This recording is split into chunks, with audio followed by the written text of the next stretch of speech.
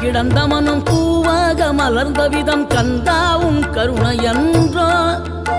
நாம் எல்லாம் இழந்த பின்னும் ஜீவன் இருப்பதிங்கே வேளாவும் அருளா என்றோ.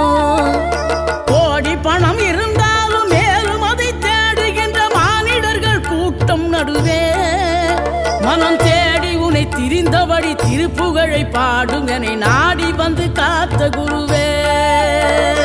ஆசை எனும் தூண்டிலே மாட்டிக்கொண்ட என் மனதை இதமாக மீட்ட முருகா. மோகமெனும் தீச்சுழலில் முங்கிவிட இருந்த என்னை முழுதாக காத்த